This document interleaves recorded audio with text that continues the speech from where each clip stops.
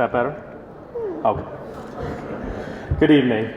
My name is Jeff Williams, and this is Abigail, and I'd like to thank both FCS and Hope and Heroes for inviting us up today and giving me an opportunity to speak to you about Abby's journey.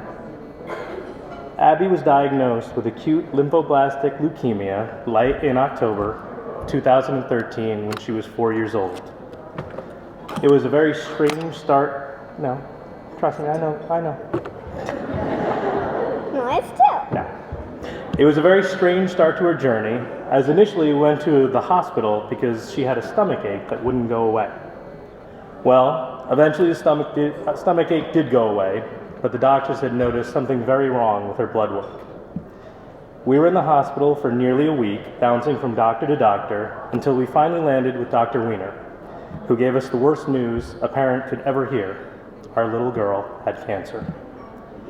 Dr. Weiner still holds the dubious honor of being the only person I have ever wanted to both punch and hug in the course of a single conversation. Why would you do that, Dad? Well, I'm quite sure he's happy to report that I have done neither to date.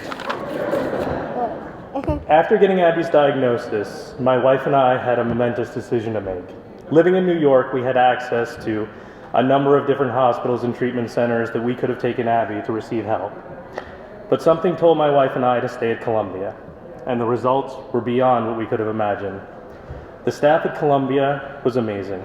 The doctors and the nurses treated Abby like she was her own daughter, which, knowing Abby, made her head swell 3 times bigger, like the Grinch.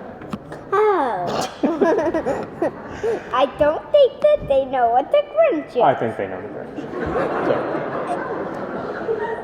So once a week, we would travel down to Columbia, and Abby'd always want to sit in the chair by the window in the corner. And not a day would go by where the massage therapist wouldn't stop by and offer to give Abby a soothing foot rub with lavender-scented oil to relax her during treatment. Why did you put that part on it? My daughter would always smile and politely say, "I only let my mommy rub my feet." Strike one. Next came the acupuncturist. Now, I've read a lot of studies that talk about the relief acupuncture can give during treatment to relieve pain and stress. So I told my daughter, "You should really try this." So she said yes, and then she asked, "What is it?" And so I carefully explained that they would insert needles into her skin, which would make her feel better.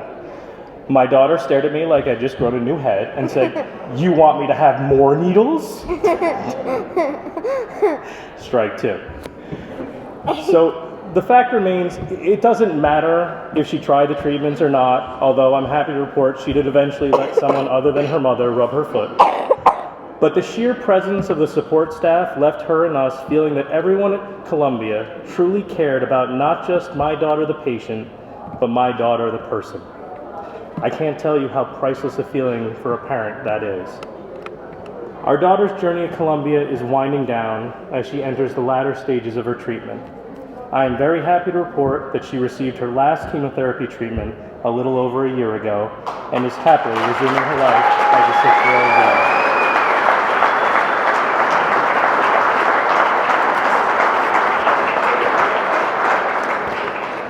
The chair she occupied for treatment every Wednesday in the corner by the window is now occupied by somebody else.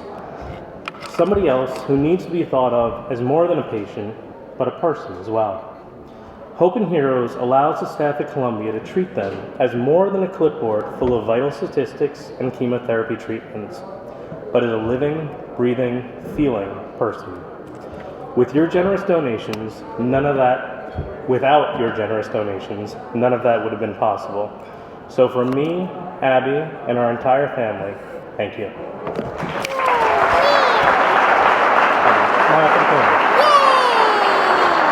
High five.